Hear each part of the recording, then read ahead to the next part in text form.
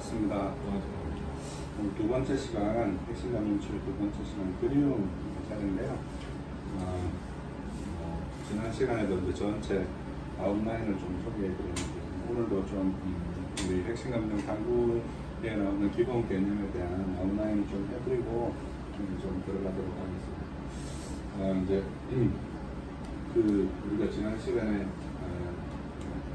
누군가에게 의존해서 사랑받으려고 하는 욕구가 기본이다 이렇게 했었죠. 가장 기본적인 욕구고, 이걸 이제 성경에서 이제 어떤 단어를 썼냐면 육 혹은 육신 이런 단어를 주로 썼어요. 바울 신학에서. 그러니까 이제 어떤 방향을 향해서 예착하는 건데, 이 육신이나 육의 개념에는 이제 죄의 개념이 들어있는 것이죠. 죄의 개념이 들어있고, 이 의존적인 사랑의 욕구라는 개념에는 사실은 이제 죄의 개념이 들어있지는 않아요. 들어있지는 않지만,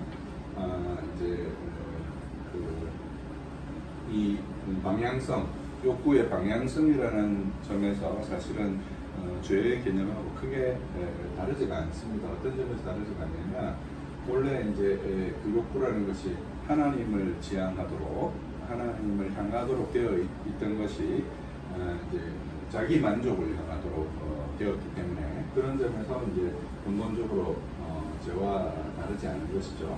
이 욕구가 이제 좌절되었을 때 주로 이제 미움이라는 정서가 생기고, 이 정서는 이 욕구에 매우 기반해 있죠. 그리고 이 미움이 이제 주로 허각되었을 때 주로 이제 증상을 만들어내는데, 그 증상이라는 것은 이제 우리의 성격이 될 수도 있고, 어떤 정신증, 신경증, 성격장애 이런 것 전반을 다 포함하는 것이라고 할 수 있습니다. 그래서 이 욕구는 기본적으로 사람이 구성을 조직신학적으로 말씀드리자면, 구성이 몸과 영혼으로 이루어졌기 때문에 몸과 영혼이 가진 기본적인 어떤 욕구라고 할 수 있고, 이 몸과 영혼이 가진 욕구가 우리 마음에 그것이 표상될 때, 그 표상된 것을 이제 뭐라고 표현하냐면 추동이라는 표현을 썼습니다.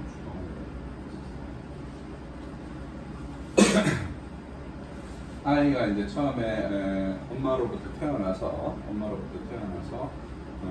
이제 엄마하고 자기를 동일시하는 일을 합니다. 그게 이제 보통 0세부터 3세 여간에 주로 자기 동일시를 하죠. 자기 동일시를 할 때 우리의 마음에 이런 이제 포상들이 생기게 되는 거죠. 우리의 마음에 엄마에 대한 포상, 자기에 대한 포상들이 생기는데, 주로 이제 애착하면서 이 포상이 우리의 마음속에 생기게 되어집니다. 그래서 이제 애착이 잘 되었을 때 우리는 이것을 보통 현대 심리학이나 소아의학 같은 데서 안정애착이라고 얘기하고, 애착이 잘 되지 않았을 때 그것을 불안정애착이라고 하는데, 애착이 잘 된 아이들은 이제 사회성도 좋고, 자기 자신에 대한 믿음도 있고, 친구들과의 관계도 좋고, 사람들에 대한 기본적인 믿음 이런 것들을 이제 기본적으로 이제 가지고 있죠. 근데 이제 애착이 이제 잘 안 되어서 불안정 애착일 때는 이제 그런 자기 자신에 대해서도 매우 낮은 부정적인 생각을 가지고 있고, 세상에 대한 믿음도 없고, 친구들하고 관계도 원만하지 않고, 초등학교에서 실제로 실험을 해서 초대하고 싶은 친구 이름 3명을 적어놓게 했더니, 불안정 애착을 가진 친구들은 이제 친구들에게 초대받지 못하는 이제 그런 일들이 생기게 되어진 것이죠. 그래서 이 0세부터 3세에는 대체로 이렇게 애착하면서 엄마하고 자기를 동일시하면서 자기 정체성 같은 것이 기본적으로 형성됩니다. 내가 기본적으로 형성되는 거죠. 자기 자신이 기본적으로 형성되어지고, 이때 이제 아이들의 이제 인지를 보면 이제 엄마가 까꿍 이런 걸 많이 하잖아요, 그죠?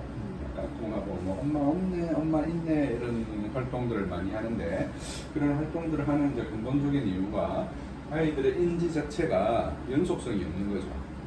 인지의 연속성이 없는 것을 이제 양육하다가 보면 엄마가 자연스럽게 발견하게 되고, 그 자연스럽게 발견한 이제 인지의 불연속성 때문에 그 연속성을 이제 높여주려고 하는 엄마들의 자연스러운 이제 아이와의 상호작용이 이제 뭐 까꿍이나 엄마 엄매와 같은 이런 이제 놀이들에서 이제 드러나는 거죠. 그래서 이 자기 동일성을 확보할 때 엄마하고 관계 속에서 자기 동일성을 확보하기 때문에 엄마와 관계 속에서 확보되는 이 자기 동일성이 연속성이 없기 때문에 문제가 전혀 안 돼요. 어떤 점에서 문제가 안 되냐면 이제 이게 욕구가 충족되어지면 이제 기쁘고, 그죠? 기쁨의 정서가 생길 테고, 욕구가 좌절되면 이제 미움의 정서가 생길 텐데, 이 두 개가 서로 이제 다른 대상이 아니라 같은 대상이어도 전혀 문제가 안 되는 거죠. 그러니까 이제 good mother, 좋은 엄마와 그다음에 bad mother, 나쁜 엄마가 이제 연속성이 없으니까 그렇게 엄마하고 자기를 동일시하면서 엄마를 미워하기도 하고 엄마를 좋아하기도 하고 그러면서 자기 정체성을 확보하는데 전혀 문제가 안 생겨요. 이때 이제 아이들이 주로 하는 것은 이제 이질 관계를 엄마하고 자기를 동일하게 놓고 이제 자기 동일성을 확보하는 거죠. 이 자기 동일성을 이렇게 확보하다가 이게 이제 인지의 연속성이 생기면서 아이들에게 인지의 연속성이 생기면서 굿마더와 배드마더가 같은 사람이라는 것을 인식하게 되고, 이 같은 사람이라는 것을 인식하게 되면서 이지 관계로 놓는 것이 어려워지게 돼요. 어려워지면서 이제 관계에서 이제 라이크 관계로 오게 되고, 이때 그 불안감 같은 것들이 올라오게 되죠. 아이 마음속에 기본적으로 불안감과 같은 것들이 올라오게 되고, 엄마가 항상 이제 아이 옆에 있는 것이 아니기 때문에 엄마가 아이 옆에 없을 때 아이들은 엄마가 아이 옆에 있는 것, 그러니까 엄마가 자기 옆에 있는 것처럼 그렇게 어떤 대상을 이제 우리 안에서 발달을 시켜요. 그런 대상을 이제 뭐라고 얘기하냐면 이제 자기상, 이게 이제 이렇게 자기 동일시를 통해서 생기는 게 이제 자기상이라면 그렇게 생기는 상을 중간 대상이라고 해요. 중간 대상. 이 중간 대상은 이제 우리가 애기들이 이제 베개가 있어야 안정감을 느끼고, 혹은 이제 베넷 저고리나 이불 같은 게 있어야 안정감을 느끼는 것처럼, 그 베개나 베넷 저고리나 뭐 어떤 그 인형이나 이런 건 엄마가 아닌데도 불구하고 그것으로부터 엄마에게서 느꼈던 안정감을 아이들이 느끼게 되는 거죠. 그거는 이제 그 대상에게, 그런 이제 외부에 있는 어떤 대상들에게 엄마와 같은 지위를 부여하고 그렇게 자기 내면에서 상상할 수 있는 힘이 생겼다는 것을 의미하고, 이런 상상할 수 있는 힘은 이제 영혼의 활동에서부터 비롯되어지는 것이라 할 수 있습니다. 이렇게 중간 대상이 이제 발달을 하게 되면 이 중간 대상이 이제 최종 이 중간 대상의 특징이 이제 환상과 이제 뭐 이렇게 전지전능한 이런 특징을 가지고 있어요. 안 되는 것이 없죠. 그래서 이게 이 중간 대상의 최종적인 형태가 이제 항구적으로 남는 형태가 하나님 표상입니다. 하나님에 대한 어떤 이미지와 표상이 이 항구적으로 남는 형태인데, 그렇게 중간 대상이 발달하고 4세부터 이제 6세에 이르게 되어지게 되면, 이때 이제 아이들이 보이는 이제 주요한 특징이 뭐냐면 대상 관계를 주로 만들어가는 거예요. 대상과의 관계를 만들어가는데, 이때 아이들이 보이는 매우 중대한 특징이 뭐냐면 이제 역할놀이들이 막 급증한다는 거예요. 인형놀이라든지 뭐 시장놀이라든지 엄마 아빠 놀이라든지 뭐 병원놀이라든지 뭐 장터놀이라든지 뭐 이렇게 이런 그 로봇을 가지고 막 이런저런 역할을 하는 것이라든지 뭐 인형과 관련된 이런 놀이들을 하면서 이때부터 이제 유치원에 가게 되고, 이때부터 아이들이 뭐가 가능해지냐면 협업이 가능해지는 거죠. 친구하고 이렇게 협업이 가능해진다는 말은 이 아이들 안에 이제 타자상이 자기 안에 이제 부모로부터 내사되어서 들어왔다는 것을 뜻합니다. 이렇게 이제 몸과 영혼의 추동의 힘이 우리의 마음의 표상을 세 가지를 만들어요. 뭘 만든다고요? 자기상과 하나님 표상과 타자 표상이라는 세 가지 표상을 만들고, 이 표상은 사실은 이제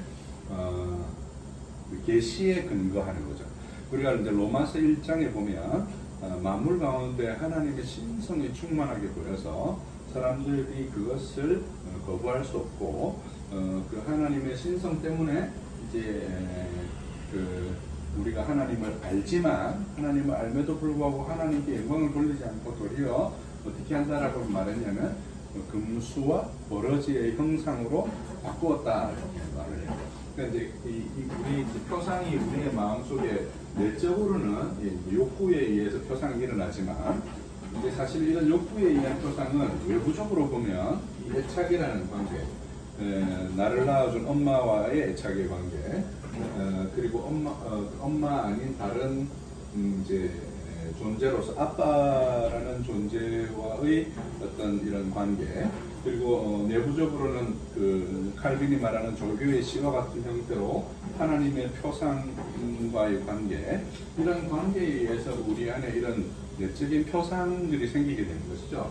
그래서 계시가 기본적으로 자연으로서 계시의 빛이 우리의 마음속에 비치는 것입니다. 뭘로 비치냐면 이런 육세 이전의 아동에게서는 엄마와 관계, 아빠와 관계를 통해서 혹은 우리 안에 있는 종교의 씨앗을 통해서 계시의 빛이 우리 안에 비치게 되고, 그 비치게 된 계시의 빛을 따라서 우리 안에 이 세 가지 표상이 나타나게 되는데, 이 세 가지 표상은 계시하시는 분, 다시 말해서 삼위일체이신 하나님, 성부, 성자, 성령이신 삼위일체 하나님의 어떤 이렇게 반영, 미러링 같은 거예요. 하나님에 대한 그림자이죠. 하나님의 어떤 그 빛이 우리의 삶 가운데 계시로 이렇게 주어지고, 그것에 우리가 반응하는 것으로서 자기 표상, 하나님 표상, 타자상이 우리 안에 있게 되는 것입니다.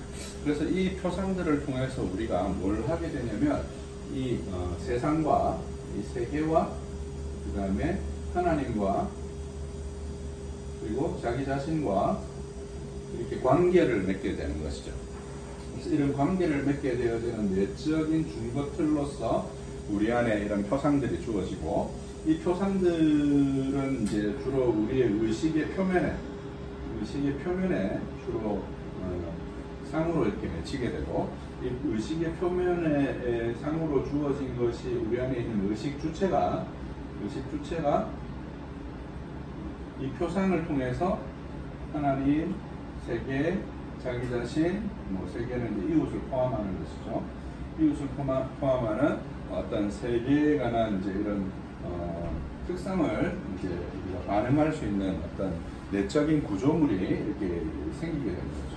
그래서 이 계시로 말미암아 삼위일체 하나님에 관련된 구조물이 우리 안에 생기게 되고, 그 구조물을 통해서 우리가 실제로 리얼 오브젝트, 실제 세상과 관계 맺는 데 있어서 이 의식 표면에 주어진 자기상, 하나님 표상, 타자상은 이 상을 내면으로 들어가 보면 이런 구조로 되어 있어요. 노에마 노에시스 구조라고 하는데, 후설이라는 현상학자가 말한 이제 의식 주체와 의식 대상과의 어떤 이런 관계성으로 주어져 있습니다. 이것을 이제 달리 말하면 이제 우리가 흔히 인격 이렇게 표현하죠. 인격이라는 표현으로 표현하게 됩니다. 그래서 기본적으로 이런 구조를 이루고 있고, 이 인격이라는 것은 이제 우리가 기독론에서 삼위일체론에서는 이제 성부, 성자, 성령의 인격이고, 기독론에서는 이제 구조가 이렇게 되어 있죠. 그 제2위격이신 성자의 위격이 무엇을 취하게 되죠? 사람의 본성인 인성과 하나님의 본성인 신성을 취하는 구조를 하고 있습니다. 이때 이 신성과 인성에서 우리가 주목해야 될 부분은 이 인성인데, 여기서 말하는 인성은 뭘 가리키냐면 사람의 몸과 영혼을 가리켜요. 근데 사람의 몸과 영혼을 성자의 인격이 그 안에 들어오셔서 참 사람이 되셨다라는 의미거든요. 이 진술의 의미는 어떤 의미냐면, 사람이 인격이 없이도 사람의 어떤 근본적인 구성, 그러니까 다시 말해서 존재론적인 구성에 아무런 문제가 없고, 인격이라는 것은 후에 사람이 출생한 이후에 발현하는 것이라고 이렇게 설명이 되어지는 거죠. 조직신학에서.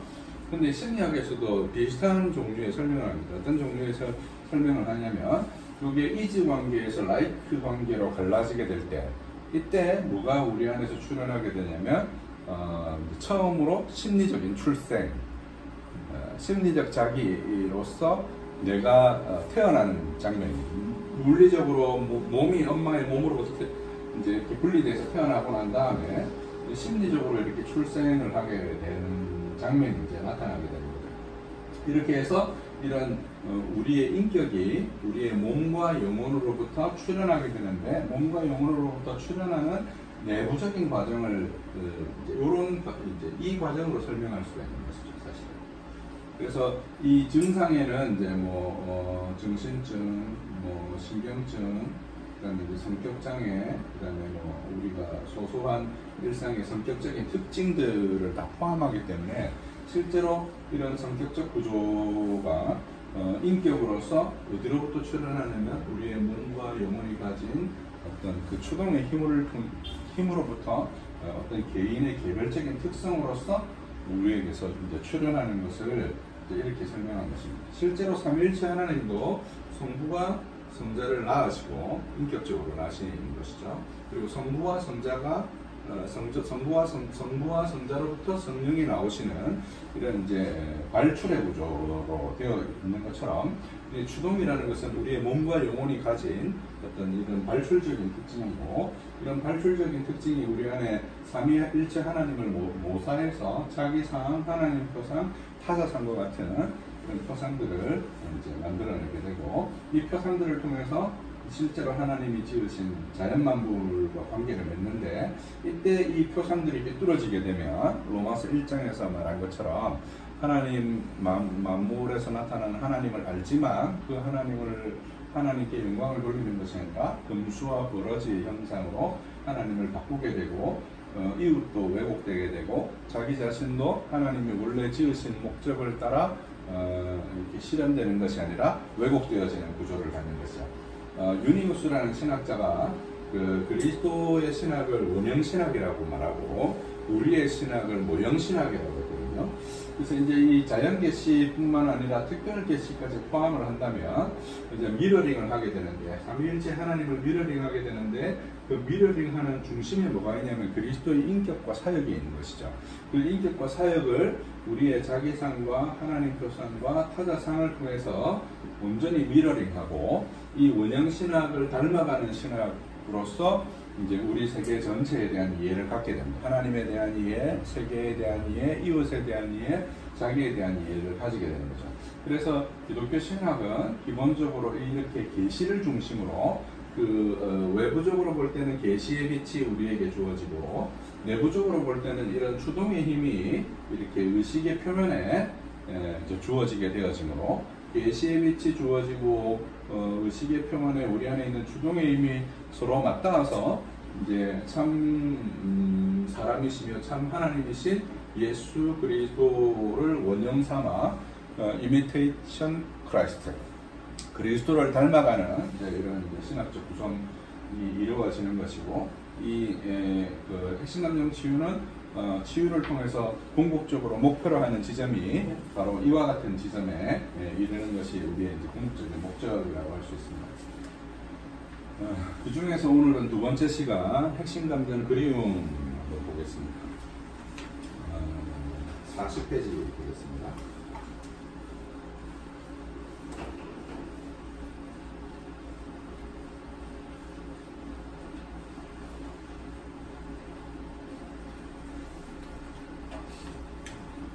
유해수시 시 중에 이런 구절이 있어요. 그러나 사람들은 결코 나와 뒤섞여지지 않았다. 그것을 잘 알면서도 나는 왜 자꾸만 사람이 그립다는 생각을 하게 되는 것일까. 그리움의 정서를 이제 매우 잘 표현한 거죠. 그들과 같이 있으면서도 그들과 섞이지 못하는 정서를 표현한 것입니다. 핵심 감정 그리움은 삶에서 간절한 것들은 언제나 결핍된 것에서 비롯되기 마련입니다. 이제 아까 전에 이제 의존에서 사랑받는 이 욕구가 의존적 사랑의 욕구가 좌절되었을 때 생기는 것이 미움이라고 했는데 사실은 의존적인 사랑의 욕구는 바로 이 좌절 때문에 생기는 것이죠. 무슨 얘기냐면 배불리 잘 먹은 사람이 음식에 대한 열망이나 이런 걸 갖지 않겠죠. 부모한테 굉장히 사랑을 많이 받은 사람은 부모의 사랑에 대한 어떤 열망과 애탐 이런 걸 가지지 않습니다. 그죠? 언제 우리가 막 그것을 그리워하고 애타고 이런 걸 찾고 원하게 될까요? 내 안에서 지속적이고 반복적인 어떤 종류의 좌절이 있었고 그 좌절이 우리로 하여금 그와 같은 형태의 의존적 사랑의 욕구가 우리의 삶 가운데 매우 유니크하게 나타나게 했다는 것이죠. 그래서 이렇게 근본적으로 결핍에서 비롯되어지는 것이라 할 수 있습니다. 핵심 감정 그리움은 양육자와 애착이 적절히 형성되었는데 양육자와 이제 애착 관계가 잘 형성이 되었어요. 형성이 되었는데 그것이 어떤 이유로 빼앗김을 경험했을 때 나타나는 감정입니다. 핵심 감정 그리움은 부모와 맺는 다른 어떤 것과도 바꿀 수 없는 독특하고 강한 결속 혹은 친밀감을 말합니다.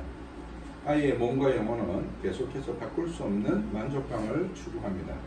그런데 아마도 그 또는 그녀가 처한 환경에서는 이런 것을 제대로 공급받을 수 없었을 것입니다. 부모의 가정 환경의 변화로 몹시 바빠지셨거나 전란 같은 위급 상황 때문에 친밀감을 적절히 공급하지 못하는 상황 혹은 양육자의 양식, 패턴이 이를테면 애증의 욕구가 지나치게 크고 그 좌절에 대해서 거절이나 냉정함 등의 소심한 복수를 하는 경향을 가진 양육자의 자녀들에게서 나타나는 현상을 예로 들 수 있습니다. 그러니까 예를 들어서 자기를 낳아준 엄마가 일찍 돌아가시고 아버지가 재혼을 했는데 그 재혼을 한 아버지 밑에 이제 동생들이 이렇게 생기게 되어졌을 때 엄마에 대한 이런 그리움이나 이런 종류의 감정들이 생길 수 있는 것이죠. 그런 형태를 말하는 것입니다. 프로이트 심리학에서 추동이라 불리는 에너지는 크게 두 가지, 사랑과 미움에 성향을 띱니다. 어제도 말씀드렸죠, 그죠? 사랑이 좌절되어서 뭐가 된다고요? 좌절되어서 미움이 되는 거예요. 그리고 이 미움과 사랑은 사실은 같은 종류의 에너지인 것이죠. 그러니까 우리가 이제 연애할 때 생각해 보면 이런 거죠. 남자친구가 나한테 좀 잘 대해주기를 바라는 마음이 있을 때 아이들 이제 미워할 수는 없고 남자친구를 조정하기 위해서 하는 행동이 어떤 거예요? 삐치는 거죠. 그죠? 삐쳐서 내가 그 사람에 대한 거절의 감정을 드러내고 힘으로 그 사람에 대한 사랑을 확인하는 거. 우리가 질투심 같은 것도 역시 마찬가지죠. 나한테만 사랑을 주기를 바라는데 그 사랑이 나한테 오지 않고 다른 사람한테 갈 때 질투로 바뀌게 되는데 그 질투나 사랑은 같은 종류의 감정이라는 거예요. 사람의 근본, 사람의 몸과 영혼으로부터 나오는 근본적인 감정이고 사실 이것이 근본적으로 지향해야 될 지점은 어디였냐면 하나님을 향한 사랑으로 나타났어야 하는 것이죠. 이제 오거스틴이 아모르 데이라고 했을 때 하나님을 향한 그런 단순한 사랑으로 나타났어야 되는데 하나님으로부터 쫓겨나고 에덴에서 쫓겨난 인간은 그 만족을 하나님과의 관계에서 극락의 만족을 맛보는 것이 아니라 자기를 유익하게 함으로 만족을 받는 구조를 가지게 된 거죠. 그러한 이제 힘이 이 사랑과 미움이라고 할 수 있습니다. 근본적으로. 예를 들어서 한참 연애 중인 연인 관계에서 자신의 불만족을 관철시키려 할 때 삐치거나 말을 하지 않는 것으로 자신의 미움을 표출합니다. 핵심 감정 그리움과 관계없이 미움을 이와 같은 방식으로 표현하는 사람들이 있습니다. 그들은 평소에는 매우 살갑고 다정하고 따뜻하게 챙기지만 그 마음이 어떤 계기에 의해서 상하고 비뚤어지게 되면 순간 돌변하고 관계를 일순간 단절함에도 정서적 불편함을 느끼지 못합니다.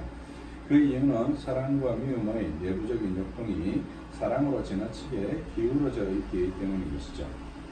이런 역동은 핵심 감정 그리움뿐만 아니라 두려움과 같은 정서를 만드는 데도 일정 기여합니다. 그래서 이 그리움이나 두려움들은 이게 되게 분명한 게 어떤 게 되게 분명하냐면 내 편, 네 편이 굉장히 분명한 거죠. 그래서 어떤 막 사랑하는 관계가 되면 그 사람은 완전히 막 내 몸의 일부인 것처럼 내 편으로 삼다가 그 관계가 딱 정리가 되어 버리면 일순간 그 관계에서 이제 밀쳐져서 완전히 아웃바운드로 나가게 되는 그런 일들이 생기게 되어진 것입니다. 핵심 감정 그리움을 가리는 부모는 이런 성향의 감정 패턴을 가지고 있을 개연성이 가리는 일로 가지는 개연성이 매우 높습니다. 이런 패턴에는 사랑과 좌절로서의 미움의 역동이 감추어져 있습니다. 저도 의사 수정을 좀 하겠습니다. 제 판은 또 찍어야 되기 때문에.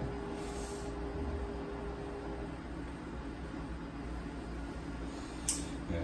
핵심 감정 그리움 찾기. 핵심 감정 그리움에는 빼앗긴 자의 미묘한 슬픔이 포함되어 있습니다. 이제 이 아까 전에 이제 그 표현을 제가 했잖아요. 이제 딱 잃어버리면 밖으로 이렇게 쫓아내면 완전히 남처럼 이렇게 구는 이제 그런 행동이 이제 나타나는 이유는 이제 박탈의 경험이 있는 거죠. 원래 이제 이해를 받기 원하는 사람은 굉장히 이해하려고 애를 많이 쓰죠. 그리고 이렇게 박탈의 경험이 있는 사람은 다른 사람을 이렇게 박탈하기도 합니다. 왜냐하면 그게 이제 자기 경험이기 때문이죠. 보통 자기 안에 있는 것을 타인에게 실현하기 때문에 그러니까 타인을 대할 때 느끼는 감정은 대부분 누구 감정이죠? 자기 감정인 거죠. 우리가 이 사실을 매우 잘 알아야 되는데 이제 이걸 잘 몰라서 자꾸 비빔밥을 만들어요. 그 사람 거를 자꾸 내 거를 자꾸 그 사람 거라고 하는 그런 일이 이제 생기게 되는 것이죠.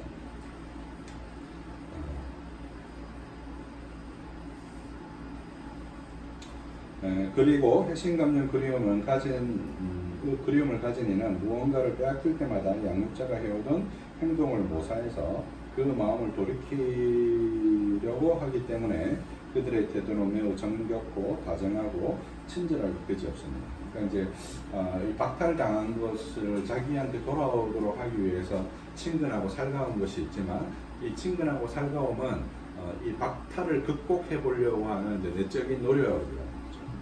그래서 이 박탈의 행동이 이 사람들을 떠나지 않는 것입니다.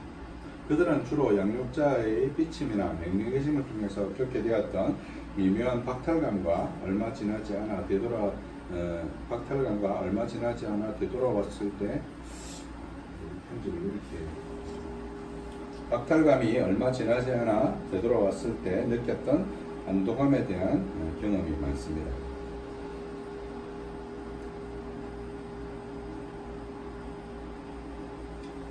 그래서 그 마음을 쉽사리 놓지 못하는데 돌아서면 다시 돌아와 있을 것만 같은 기분이 들기 때문이죠.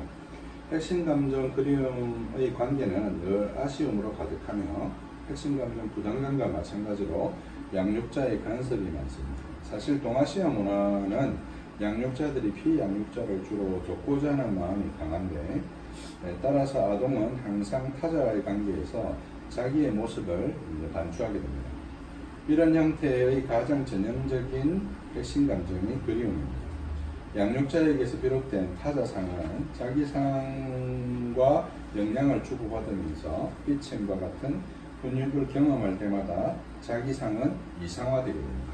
무슨 얘기냐면 이제 뭐 양육자가 있는데 그 양육자가 보이는 이제 양육 태도가 뭐 삐침이나 거절 같은 거예요. 이제 이런 양육 행동을 맞닥뜨린 이제 그리움은 이거를 막 완화하기 위해서 살갑게 굴고 이제 이런 행동들을 계속해서 반복하겠죠. 그렇게 반복하는데 그 마음을 쉽사리 놓지 못하고 타자와의 관계에서 이제 이런 삐침의 행동을 계속 반복해서 겪다가 보면 내가 그 삐침이나 거절을 면하려면 더 완벽하게 행동을 해야 되잖아요.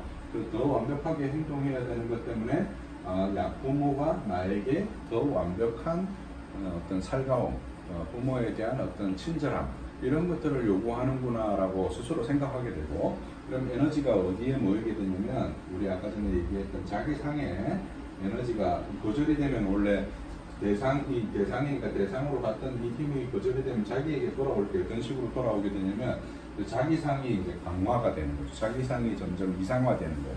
아, 내가 이렇게 행동을 해야 저 사람이 나를 수용해 줄 거야 하는 것으로 자기상이 점점 이상화되는 현상이 나타난다는 표현인 것이죠. 그래서 피양육자의 이상화된 자기상은 이제 아동의 이상화된 자기상은 높은 기대와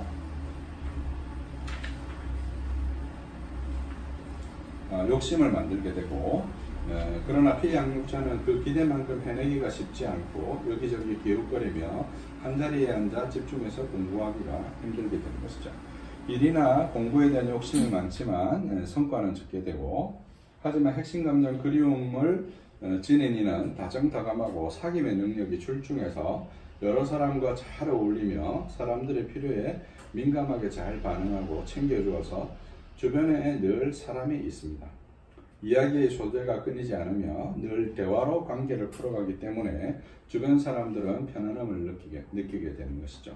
그들은 감정적이어서 자신의 이상이나 소중히 여기는 사람이나 대상에 손상이 가는 것을 견디지 못하고 오랜 세월 미련을 버리지 못하는 특징을 보입니다. 핵심 감정 그리움을 지닌 이는 좀 더 자기의 삶이나 공부 등 더 현실적인 영역에 관심을 가지고 합리적인 결정을 할 필요가 있습니다. 핵심 감정 그리움 보기입니다. 냉탕과 온탕을 오가는 정서 전부가 핵심 감정 그리움의 원인이 되는 역동은 아닙니다. 부모가 이렇게 삐쳤다가 잘해주고 하는 이런 게 꼭 핵심 감정 그리움의 모든 원인은 아니라는 거예요. 이러한 정서적인 냉탕과 온탕, 그로부터 비롯된 박탈감은 그리움이라는 정서를 만드는 이유 중에 하나임은 틀림이 없습니다. 그리움은 그 자체가 병리적인 정서는 아니고 핵심 감정이 모두 병리적인 요인을 담지 않는다는 점을 잘 보여줍니다. 핵심 감정 탐구에서 이미 살폈지만 핵심 감정은 인격, 그 다음에 관계성, 그 다음에 본성이라는 세 가지 영역의 왜곡된 인식에서 비롯되는 감정입니다. 아까 우리가 했던 거죠. 자기, 그 다음에 하나님, 그 다음에 타자. 그렇죠? 이것의 왜곡에서부터 비롯된 감정이라는 거예요. 크게는 두 가지 영역, 곧 자기와 타자에 대한 이미지 왜곡이 중요한 원인이라 할 수 있습니다. 그리고 이는 삼위일체 하나님의 모사라고 할 수 있습니다. 아까 전에 제가 설명드렸죠. 성부는 성자를 낳으시고 성부와 성자의 사랑의 나오심인 성령과의 관계성이 인간 정신 구조에 그대로 모사되어 있는 것입니다. 인간의 정신 내부에 자기에 대한 심상과 타인에 대한 심상, 하나님에 대한 심상을 가지고 있고, 자기에 대한 심상은 주로 0세부터 3세에 발달하고 타인에 대한 심상은 4세부터 6세에 주로 발달합니다. 이제 그 중간에 중간 대상으로서 하나님 표상의 발달이 있는 거예요. 이 발달의 중간 단계에서 하나님에 대한 심상이 발달합니다. 예컨대 아이들이 엄마와 애착이 발달하고 항상 곁에 있지 못하는 엄마를 대신할 베개, 인형, 이부자리 등의 애착을 보입니다. 이건 이제 보시면 될 거예요. 아까 전에 다 설명했던 거예요. 넘어가겠습니다. 넘어가셔서 44페이지 오시게 되면, 고대인들이 상상력과 환상이 우상을 만들듯이 아이들은 엄마라는 대상을 대신할 중간 대상을 만듭니다. 이 중간 대상의 항구적인 형태가 하나님에 대한 심상이고, 자기상의 원형인 엄마와의 경험으로부터 이 대상에 대한 인식이 발달한 이후 타인에 대한 이미지로 옮겨가거나 타자상의 원형인 아버지 심상의 일부가 하나님에 대한 심상의 구성 요소가 됩니다. 대부분의 중간 대상은 성장하는 동안 사라지지만 사라지지 않고 평생 동안 지속하는 중간 대상이 있는데, 그것이 바로 하나님에 대한 심상입니다. 이 지점도 특이한 지점인데, 만약 중간 대상이 그저 유아적인 산물이라면 왜 하나님에 대한 표상은 사라지지 않는가 하는 것이죠. 이는 단지 사람의 발달 과정에서 만들어내는 것이 아니라 하나님께서 사람을 하나님의 형상대로 지으신 흔적이며 종교의 씨앗이라고 할 수 있습니다. 아까 전에 제가 설명드렸죠, 그죠? 그리고 이 중간 대상은 인간이 상상을 활용할 줄 아는 존재, 그것도 3세 이전에 이를 다룰 수 있다는 사실을 보여줍니다. 이 자연 넘어서 존재에 대한 상상은 하나님을 닮는 그릇과 같은 존재라는 증거입니다. 나와 타인을 이어주는 심상인 하나님 표상이 존재합니다. 그리고 이 심상을 통해서 타인을 이해하고 왜곡하게 되는 것이죠. 이 심상들은 우리의 마음에 표상되도록 하는 본성적인 힘을 욕동, 주동, 의존적인 사랑의 욕구라고 하며 같은 표현이에요. 욕동은 몸에 더 방점을 찍은 표현이고, 주동은 이제 우리의 마음에 더 방점을, 이미지에 더 방점을 찍은 표현이고요. 의존적인 사랑의 욕구라는 표현은 이제 그거를 좀 더 알아듣기 쉽게 우리가 뭘 좋아하고 막 애착하고 그런 행동들이 바로 이 주동의 힘에서부터 비롯되는 것이고, 원래는 이제 하나님을 향해서 그게 주어져야 되는데 우리가 하나님과의 관계가 끊어짐으로 인해서 자기만족적 구조를 만들게 된 거죠. 그런 자기만족적 구조의 가장 대표적인 게 우상인 거예요. 만물 가운데 하나님의 신성이 보여서 하나님께 영광을 돌려야 되는데 하나님께 영광을 돌리는 것이 아니라 자기만족적 구조로 우상을 만드는 거죠. 그리고 우상이라는 것은 기본적으로 자기만족적 구조를 가지고 있어요. 그래서 이제 우상에게 나오는 보통 종교의 특징을 이제 벤 게메렌 같은 경우는 이제 예언서 연구에서 두 가지를 들어서 얘기해요. 첫 번째가 뭐냐면 이제 점술이죠. 멘틱이라는 거예요. 미래를 알고 싶어 하는 거죠.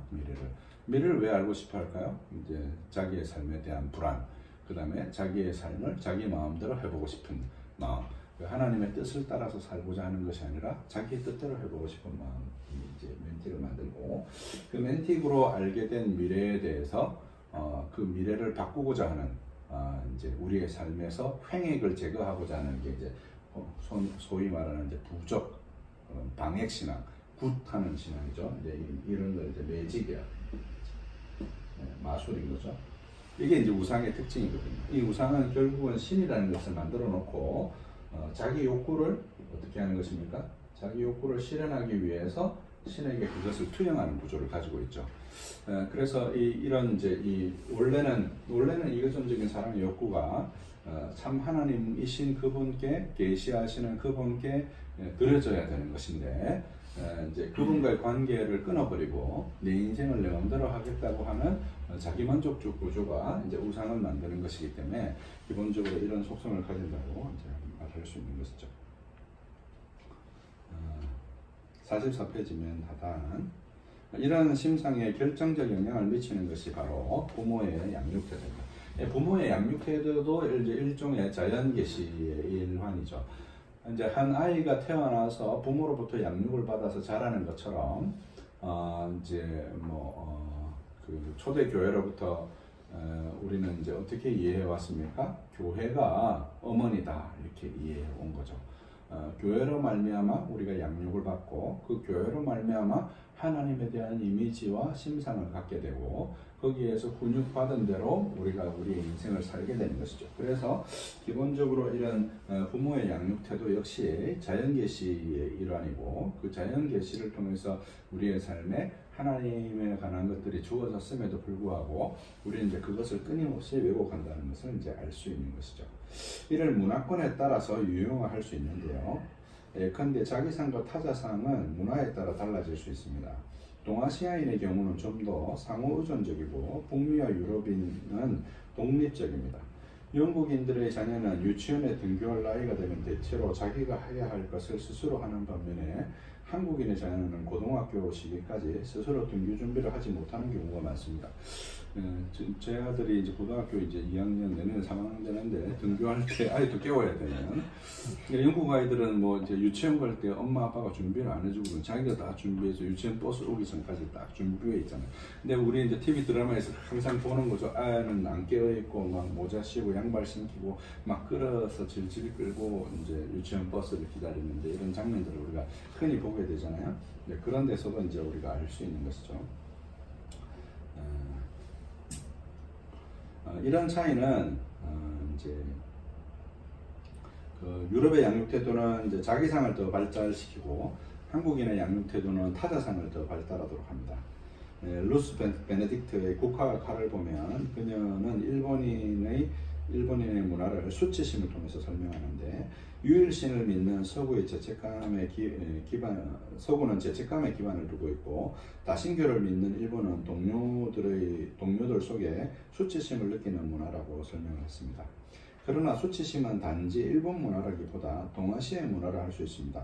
맹자의 공손추편에 보면 부끄러운 마음이 없으면 사람이 아니며 부끄러움을 아는 마음은 옳음의 극치다 라고 했고, 이런 동서의 차이점은 부모의 양육 태도에서 기인합니다.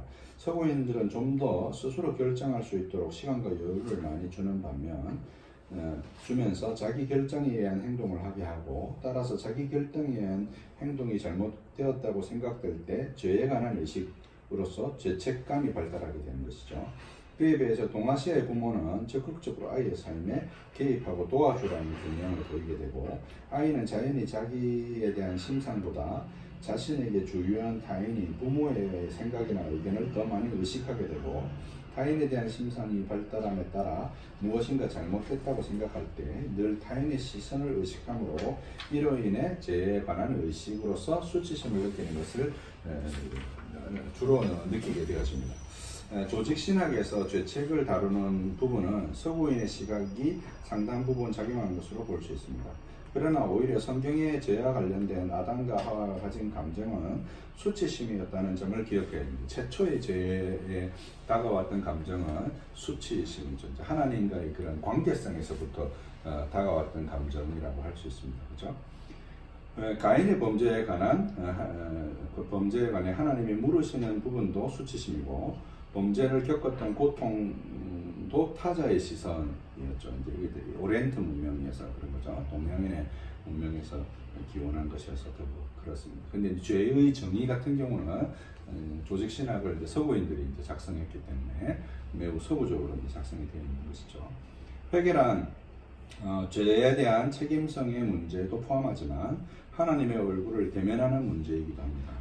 결코 동아시아인의 상호 의존적인 자기상은 기독교 신앙과 동떨어진 것이 아닙니다. 이런 자기상이 북미와 유럽인에 비해 덜 독립적이지도 않은데, 예컨대 중명과 대학에 등장하는 신독은 상호 의존적인 자기의 주체적 성격을 잘 드러내어 줍니다. 오히려 이것이 성경의 진술과 더 바꾸는 면도 많이 있는데, 자기 안에 있는 타자의 심상으로서 하나님에 대한 이미지가 관계성에서 얼마나 중요한지 이 지점을 에서 드러난다고 할 수 있습니다. 흔히 말해서 하나님 앞에서 코람데로의 삶이란 내 안에 계신 하나님에 대한 심상의 회복을 의미하는 것이죠. 우리는 하나님에 대한 심상을 통해 삼위 하나님과 교제를 위한 다리를 만들고, 타인에 대한 심상을 통해서 세상과 소통하게 됩니다.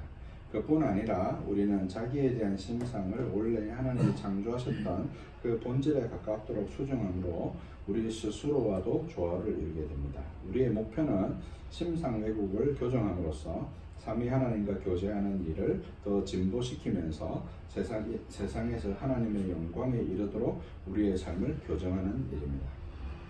핵심 감정 그리움의 역동 사례. 성경에서는 이제 암논과 다말 사건, 사무엘하 13장에 나오는 사건이죠. 암논의 이복 동생이었던 다말을 연모하다가 그를 범한 후에 오히려 죄의식으로 순식간에 그를 미워하게 되는 이제 이런 경우가 대표적이라고 할 수 있습니다. 암논은 아히노함의 소생이었고, 사무엘상 25장에서는 나발의 아내 아비가일이 지혜롭게 처신하여 나발이 죽은 후에 그를 아내로 맞은 사건에 대한 기록을 하고, 짧게 한 절로 아히노함이 아내가 되었다고 이제 기록하고 있습니다.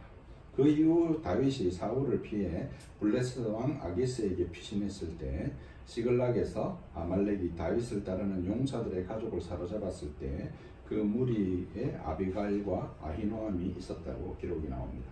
이 둘은 다윗이 헤브론에서 왕이 된 후에 왕후가 되었는데 사무엘하 3장을 보면 첫 부인은 아비가일이었으나 다윗으로부터 맏아들 암논을 낳은 이는 아히노암이었습니다. 사무엘서에서 그녀가 어떤 사람인지를 말하지 않으므로 자세히 알 수 없지만 암논의 행동에서 아히노암의 양육 방식을 유추해 볼 수 있습니다. 이복 동생인 다마라를 대하는 암논의 온탕과 냉탕을 오가는 정서를 본문은 이렇게 묘사를 했습니다. 암논이 저를 심히 미워하니 이제 미워하는 미움이 이왕 연애하던 연애보다 더한지라. 그의 이런 정서는 피해자 다말에게 고스란히 전달되었는데 사무엘서에서 다말이 그 오라비 압살롬의 집에서 처량하게 지내리라고 말합니다. 이때 사용된 처량하게 지내리라로 번역되어진 히브리어 단어는 예레미야애가 3장 11절에서도 인간의 심사에 대한 비유적 의미로 쓰였고 이는 적막하게 하셨다는 말로 옮겨졌습니다. 다말은 암논의 연정과 살가움을 잃어버렸고 다말의 마음은 적막함이란 상처를 만들었습니다. 이는 암논의 정서이자 아히노암의 양육 태도였을 것입니다. 핵심 감정 그리움의 사례자인 순호 씨는 초등학교 선생님의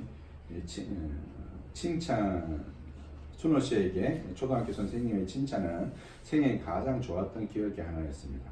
부모님은 농사일로 바빴고 순호 씨는 사랑에 목말랐습니다. 결혼 후 남편과 아이들로부터 끊임없이 이 사실을 확인받고 싶어 했지만 마음에 흡족하게 그들과 자신의 삶의 일치를 경험할 수 없었습니다. 그리움은 곧 원망과 분노가 되었고 두 살배의 아이에게 한글을 가르치는 순호 씨는 자신의 그리움의 감정을 자녀에게 물려주고 싶지 않았습니다. 그녀는 자신이 원했던 것을 자녀들이 원할 것이라고 믿었고 그리움이라는 친밀감을 원하는 감정은 그것이 뜻대로 되지 않을 때 원망의 감정으로 옮아갔습니다. 그 원망은 박탈에서부터 비롯되었고 어린 시절 순호 씨의 공부를 가르치던 아버지는 받아쓰기를 하다가 그녀의 글씨가 작다는 이유만으로도 그녀를 체벌하였습니다. 학업은 그녀가 부모와 선생님으로부터 인정받고 칭찬받는 방편이었고 박탈과 체험을 경험한 후 그녀의 이런 행동은 부모의 양육 행동에 적응하려는 행동이고 수용과 애정을 구하는 애착 행동이었습니다. 이는 양육자의 행동의 모사이면서 그녀가 아이들의 학업에 집착하는 이유이기도 했습니다. 부모의 처벌과 보상은 4세에서 6세 동안에 반복되면서 그녀가 가지게 되는 타자의 심상이 되었습니다.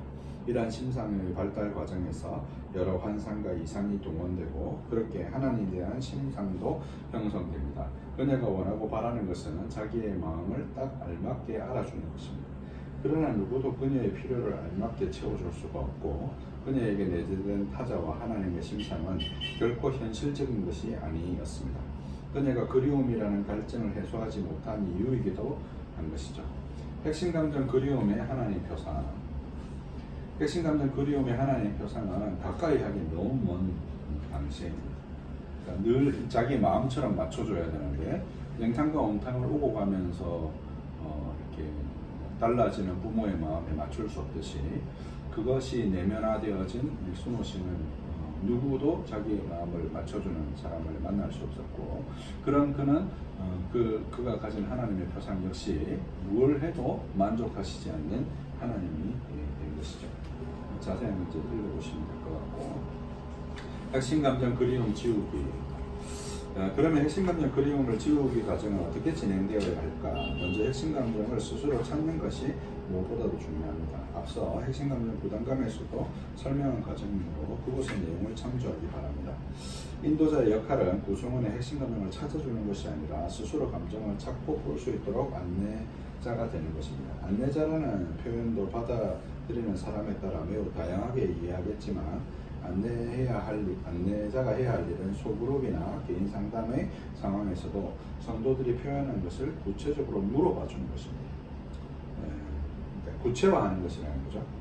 그래서 우리 안에 있는 내면적 감정들을 구체적으로 표현하는 것을 통해서 핵심 감정 그리움을 지우기에 1차적인 과제가 시행되었을 것이라 할 수 있습니다. 51페이지 위에서 첫 번째입니다. 보겠습니다. 표현에는 일정한 수준이 존재하는데 예를 들면 밤에 쓴 연애 편지를 낮에 붙일 수 없는 까닭과 같습니다. 한밤중에 감정적이었을 때는 가능했던 표현이 좀 더 이성적인 낮 동안은 스스로 감당할 수 없는 것과 같습니다. 내적 치유 또는 기타 치유 프로그램들은 이런 감당할 수 없는 표현을 조장하는 경향이 있습니다. 자기가 감당할 수 있는 범위를 넘어선 표현은 반드시 부작용을 부르게 됩니다. 교회에서 상담이 자기와 맞지 않는다는 목사들을 이렇게 보게 됩니다. 목사들은 자기 치부라고 생각했던 것들을 말하고 난 이후 목사를 별 면목이 없어 교회를 떠나는 성도들이 있다고 얘기합니다. 그러나 이것은 한참 잘못된 방식입니다. 우리가 밥을 지을 때도 뜸이 들어야 하는데 사람이 자기 마음을 여는 일에는 시간과 수준이 필요한 겁니다. 이것은 개인마다 다를 수밖에 없고 사람의 마음을 억지로 열려고 해서도 안 되는 것이죠. 기다려주는 것이 답입니다. 그리고 자신을 감당할 수 있을 때 표현해야 합니다. 수십 차례 핵심 감정 집단 상담을 경험해왔고 나누는 내용들 중에 상상을 초월하는 내용도 많습니다. 그럼에도 자기 감정을 나누는 일에 스스로 감당할 수 없을 정도로 나누게 한 적은 없습니다. 오히려 나눔 후에 상황이 변하지 않았으나 내면적인 변화와 성장을 이루는 경우가 대부분이었습니다. 보통 이런 걸 나눈다고 해서 우리의 삶이 달라지진 않죠. 뭐 부부관계가 막 엉망진창인데 그걸 나누었다고 그 부부관계가 하루아침에 좋아지거나 하지 않습니다. 단지 뭐가 달라지냐면 그 부부관계를 보는 시각과 세계관이 달라지는 것이죠. 그 이해의 정도가 달라지는 것입니다. 그런 점에서 이제 나눔이라는 것은 필요로 하고요. 그 나눔을 본인이 감당할 수 있는 범위 내에서 할 수 있도록 해줘야 된다는 것이죠. 그것이 지우기에 있어서 핵심이라는 것입니다. 심리치료에 있어서도 핵심은 항상 뭐로 설명되냐면 이게 벤틸레이션이라는 것으로 설명돼요. 벤틸레이션이 뭐 하는 거냐면요. 통기하는 거예요. 통기. 환기시키는 거, 환기. 그러니까 이제 제가 쓰는 표현 중에 우리의 마음은 일생 한 번을 비운 적이 없는 쓰레기통이다 이런 표현을 써요. 우리의 마음을 어떻게 비우느냐라고 했을 때 이렇게 통기를 통해서 비워지는 것이에요. 표현을 통해서 비워지는데 우리가 표현하지 못하는 이유가 뭐냐라고 했을 때 스스로 그런 상태를 받아들일 수 없기 때문인 것이죠. 그리고 실제로 성경에서 치유가 일어나는 장면을 이렇게 이 벤틸레이션과 관련해서 설명하기도 합니다. 예컨대 야고보 사도가 너희 죄를 서로 고하라 라고 할 때 그 고한다는 것이 벤틸레이션이거든요. 그리고 병 낫기를 위해서 기도하라 라고 하는 것이 바로 이런 장면이죠. 그래서 지우기에 있어서 가장 핵심은 뭐냐면 이제 그것을 겉으로 드러낼 수 있는가. 근데 드러낼 수 있으려면 이제 그걸 말할 수 있어야 되는데 자기 안에서 어떤 이렇게 아까 전에 얘기했던 타자상, 타자상이 이렇게 삐치고 거절할 것 같은 상황이면 그걸 표현하기가 어렵겠죠. 그렇죠? 그래서 이렇게 이런 타자상이 내면에 있지만 우리 공동체의 어떤 행동과 태도를 통해서 이런 타자상에 일정한 변화를 주는 거예요. 우리의 태도를 통해서 그를 신뢰하고 기다려주고 받아줌으로 사람들이 들어주려고 하면 언제든지 말할 준비가 되어 있는 경우들이 많거든요. 그런 것들을 이제 본인의 어떤 스텝을 따라서 본인의 어떤 이런 그 내적인 자질이나 상태를 따라서 감당할 수 있을 만큼 해갈 수 있도록 도와주는 것이죠. 그런 과정에 대한 설명을 할 수 있습니다. 그 다음에 핵심 감정 넘어가셔서 핵심 감정 그리움의 언약적 인격 주체 세우기. 핵심 감정 그리움의 언약적 인격 주체 세우기는 어떻게 이루어질까? 우리가 머리로 이 사실이 이해되지만 정서는 생경할 수 있습니다. 에드워즈는 참된 믿음은 대체로 거룩한 감정에 있다고 말한 것처럼 참된 믿음은 정서적 변화를 동반해야 합니다.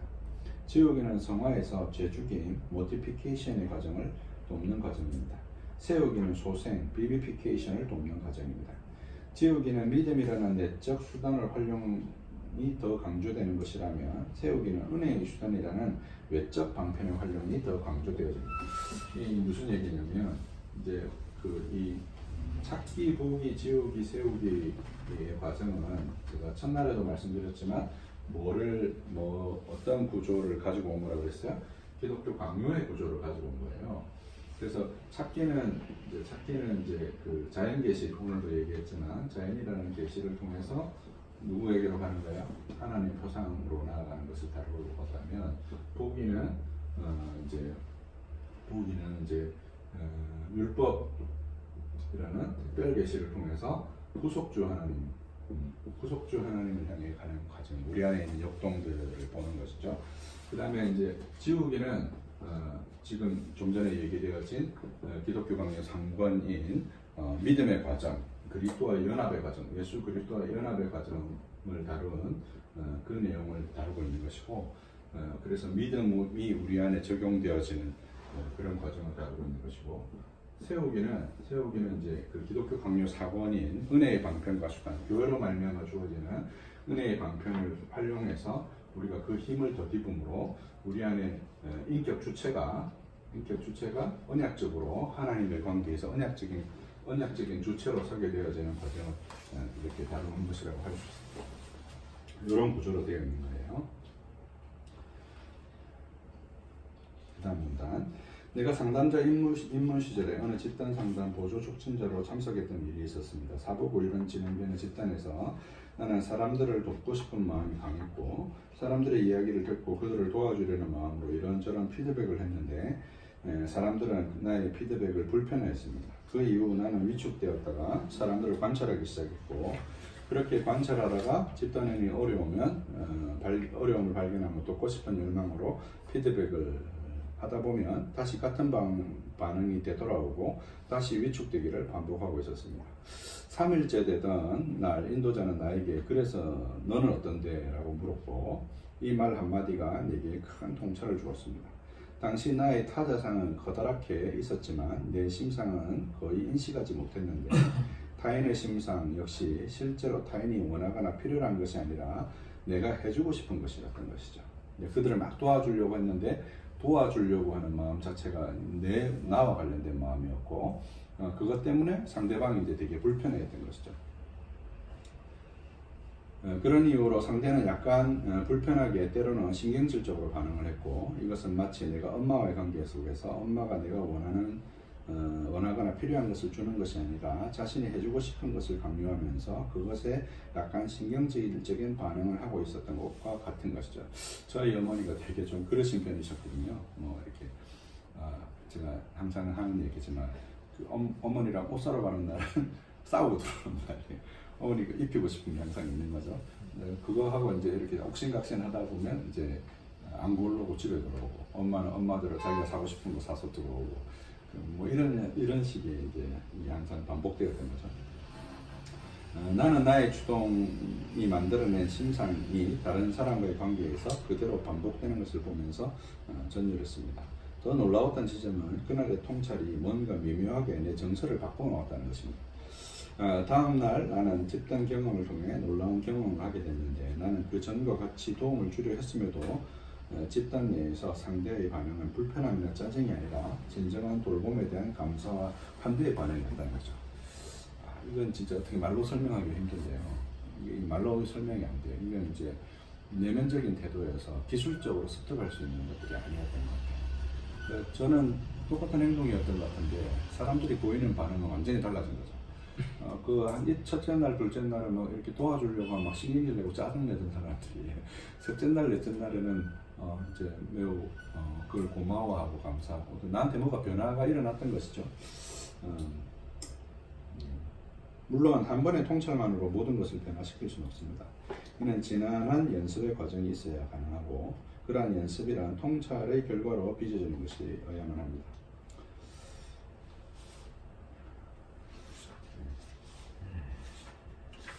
나머지는 읽어보시면 될 것 같아요. 그렇게 해서 이제 분석되어질 때 이제 우리가 그리스도를 닮은 하나님의 사람으로서 은혜적으로 사랑을 실천할 수 있는 어떤 성화된 인격으로서 사랑을 실천할 수 있는 그런 삶이 나타나는 것이 아닌가 이렇게 생각을 해보게 됩니다.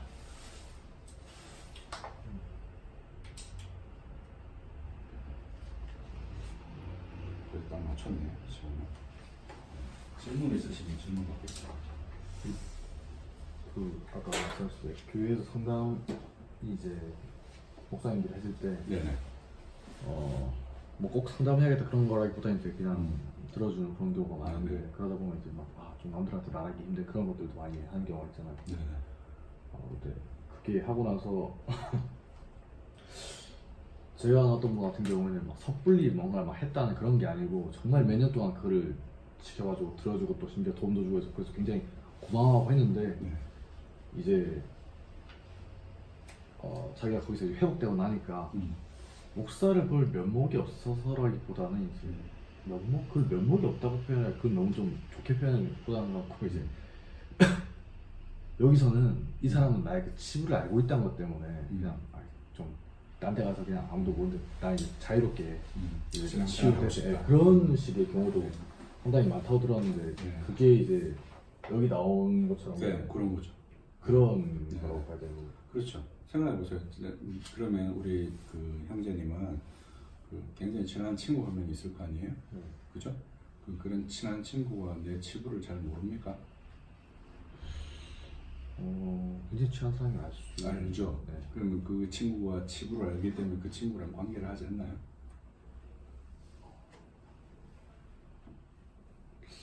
친구라면 그럴 수 있을 것 같은데. 그렇죠. 그럼 친구하고 목사의 차이점이 뭘까요? 이게 뭐가 안 된 거냐면 신뢰관계가 안 된 거예요. 첫째 신뢰관계가 안 된 거예요. 그러니까 그걸 다 표현한다고 해서 신뢰관계가 아니라 이제 서로 이렇게 충분히 신뢰할 수 있는 신뢰관계가 모자랐던 거죠. 두 번째, 이 관계가 수평적이지 않았던 거예요. 수평적이지 않았던 거예요. 그러니까 한쪽은 일방적으로 도움을 주고 다른 한쪽은 일방적으로 도움을 받는 관계가 되었던 거죠. 그래서 이제 보통 우리가 그 상담에서 동맹이라는 표현을 씁니다. 동맹, alliance라고 해요. alliance. 그 alliance는 청탁하고 좀 다른 거예요. 그러니까 이제 우리가 하나님과 언약적 관계를 맺는다라고 했을 때 언약적인 관계를 맺는다는 것은 동맹의 관계거든요. 이 동맹의 관계라는 것은 마치 이런 거예요. 한 사람이 한 사람에게 완전히 기대어서 이렇게 좀 기생하는 것 같은 그런 구조가 아니라 심지어 환자와 치료자의 관계를 하더라도 그 환자로부터 치료자가 배우는 일들이 일어나는 거죠. 예를 들어서 우리 자녀를 기르는 가정을 한번 생각해 보세요. 가정에서 자녀를 기를 때 자녀의 뭔가 치부를 부모가 다 보잖아요. 그죠? 그리고 100% 부모는 자녀에게 무언가를 희생하고 나누어주는 관계인 것처럼 보여요. 그죠? 겉보기는 그렇게 보여요. 근데 모든 부모에게 물어보면 부모님들은 내가 니를 위해서 이렇게 수고하고 희생하기만 한 관계라고 말하지 않습니다. 그 아이를 그렇게 양육하면서 본인이 얻었던 유익에 대한 고백을 훨씬 더 많이 하시죠. 그죠? 그죠? 마치 그와 같은 거예요. 그런 이제 동맹의 관계가 되어야 되거든요. 세 번째.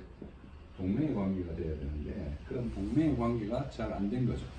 이 세 가지 중에 어디에 문제가 생긴 거예요. 목사와 성도가 수평적인 관계이냐? 수평적인 관계죠. 말씀을 전한다는 것 외에는 수평적인 관계예요. 그리고 장로교의 정치 원리상 목사들의 동등성 이런 것들을 얘기하고 보죠. 그리고 말씀으로 그들을 먹이는 것이지 그들보다 높은 지위에 있는 것을 의미하지 않잖아요. 그래서 이제 보통 종교개혁의 정신 중, 그 다음에 우리 로잔 선언의 정신 중 하나가 뭐냐면 클러리컬리즘, 목사의 사제주의를 거절하는 거잖아요. 그걸 거절하는 그런 신학이 근본적으로 전제가 되어야 되고요. 그러려면 이제 서로 이제 그렇게 신뢰할 만한 관계여야 하고, 최종적으로는 그것이 서로 동맹이 되는 관계였다면 그렇게 안 됐겠죠. 저는 그렇게 안 됐으리라고 봐요. 친구와 관계에서 뭐 내가 친구한테 다른 사람한테 말 못할 일을 친구한테 다 얘기하고 이렇게 하잖아요. 그렇게 하는데도 그 친구 관계가 해쳐지지 않거든요. 그 친구 관계 해쳐지지 않는 두 가지 이유가 이거잖아요. 그죠? 신뢰와 수평적인 관계. 이런 부분에 어떤 손상이 온 거죠.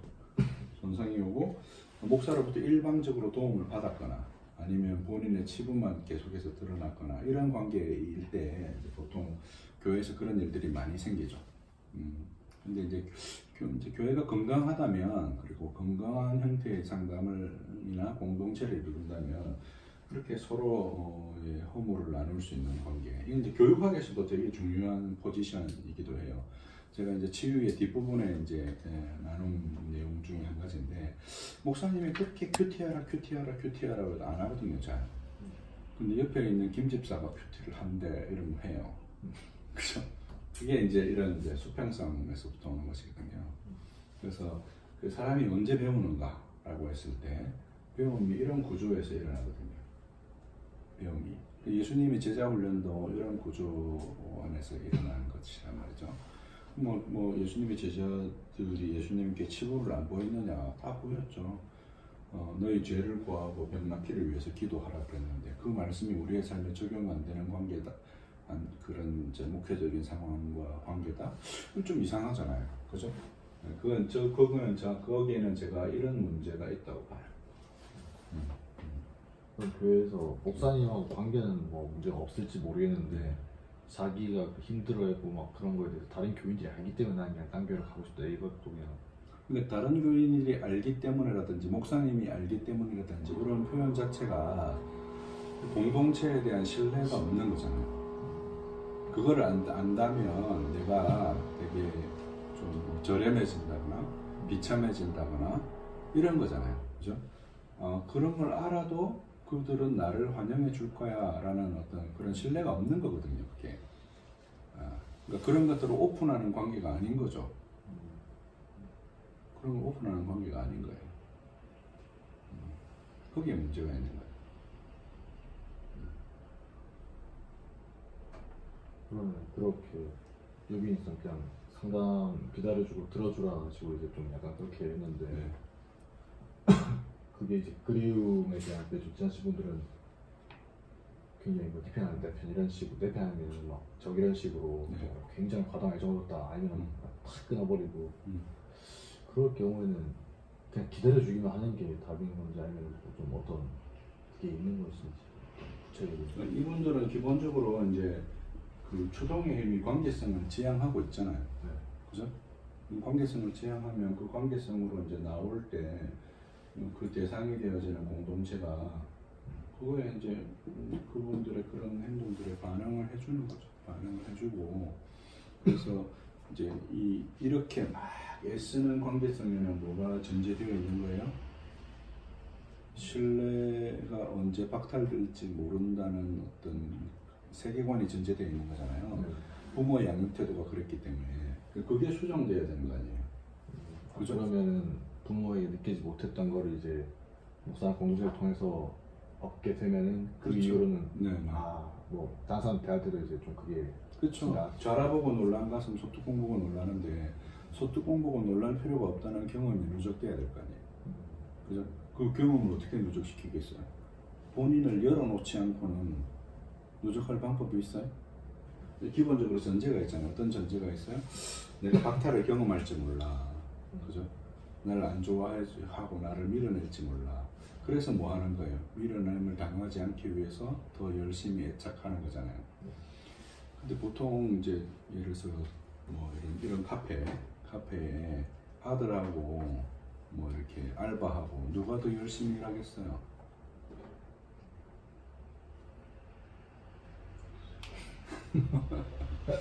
알바들이 되게 열심히 일하지 않겠어요? 아, 예. 그죠? 아들은 왜 그냥 대충 하고 갈까요? 엄마하고 관계나 아빠하고 관계 신뢰 때문이죠. 그죠? 뭐 이제 그렇게 안 해도 나를 신뢰해 줄 것이기 때문에. 그죠? 근데 그 알바들은 그걸 빼먹으면 당장에 언제 잘릴지도 모른다는 그 불안감 때문에 더 열심히 하는 거잖아요. 그러니까 그 열심이라는 행동 자체가 뭐 그것으로 옳고 그름을 평가하는 것이 아니라 기본적으로 그런 어떤 사랑의 행동이 되었던 그 열정적인 헌신이 되었던 그것의 책임이 되었던 그것이 무엇에 바탕이어야 되냐면 관계성에 바탕이어야 되는 거거든요. 근데 그런 관계성이 혹은 압력이 되어서 네가 열심히 하면 내가 열정페이를 이렇게 나중에 인턴에서 정사원이 되게 해줄게 이럴 때 이제 사실은 그런 말 자체가 상대방을 약간 매니플레이션 하는 거거든요. 조종하는 거잖아요. 네가 이렇게 하면 우리가 이렇게 할게. 그런 어떤 자기의 상황의 절박함 때문에 어떤 그런 행동을 보이는 것이 대표적으로 그리움의 행동이란 말이에요.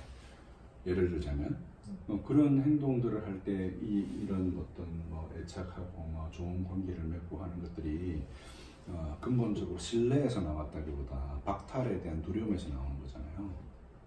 그죠? 그게 박탈에서 나오지 않고 원만한 관계 속에서 안정감 속에서 신뢰의 관계 속에서 나와야 되는 것이죠. 그래야 공동체도 안정적이 되죠. 그런 경험이 누적돼야 되는 거예요. 근데 이 행동을 계속 하고 있는 동안에는 본인이 그런 줄을 알기가 어렵죠. 답변이 됐습니까? 네. 예.